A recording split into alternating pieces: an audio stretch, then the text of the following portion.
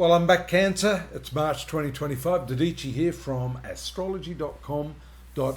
Take a look at what's happening in the upper part of your horoscope. This is a massive amount of energy. This is really what you'd call an alignment in your ninth house. Ninth house is education, spirituality. You've got the karmic planet there.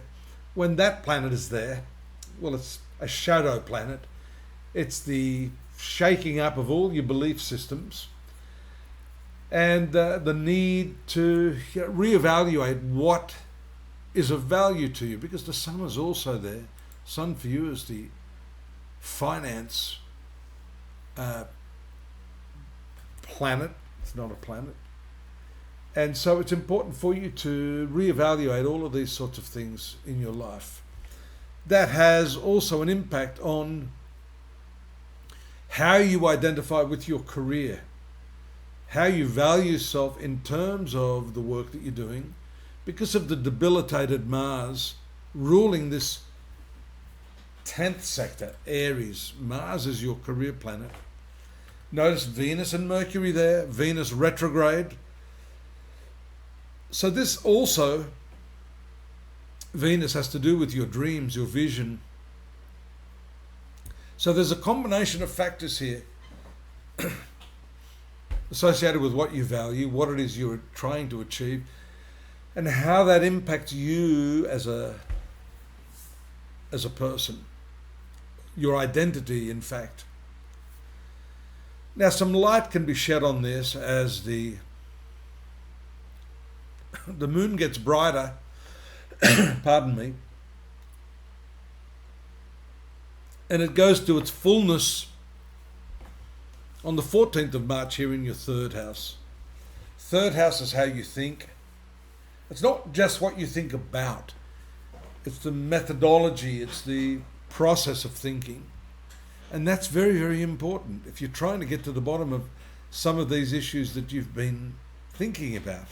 There on the 14th, the moon is very, very full. It receives the brilliant electric triangular rays of Uranus here in that 11th house that we're talking about. Mars is getting the favorable influence of these planets in the 9th house. And that influences the drive and the initiative that you have.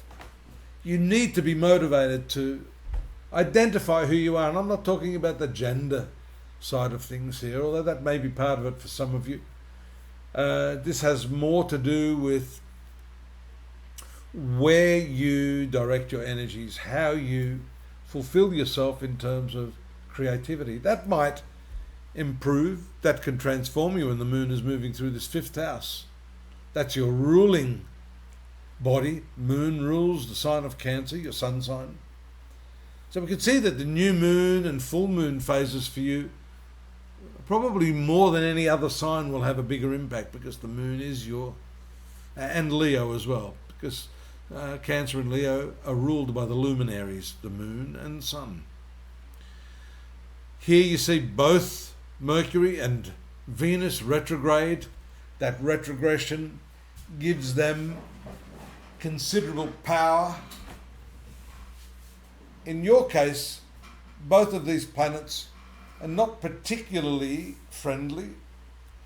So the reverse motion, or the apparent reverse motion of these two bodies in your career sector, is going to cause some sort of communication difficulties, especially in the social zone. And we see that getting heftier as the sun combusts Venus.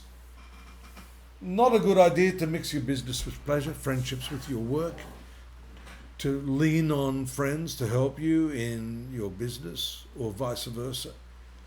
Because Venus there, retrograde, shows you have to reevaluate, again, those values that you have. That may play out in the zone of your social networks, friendships and alliances along the lines of your professional activities. The moon gets darker and darker, and on the 29th, we see that new moon phase right at the tail end of March I think, making its biggest impact on you as you try to determine a new path, a new way forward. You'll notice that Venus makes its way back into that value zone. Mercury also, right at the end of the month, decides to do the same thing. Fortunately, the Sun moves away from that combustion point, so it brings the pressure down, just as the planet of idealism, right on the last day of the month, the 31st, moves into the 10th house of career. So your idealism, your vision can be very, very strong, but you've got to tie all of these threads together, Cancer.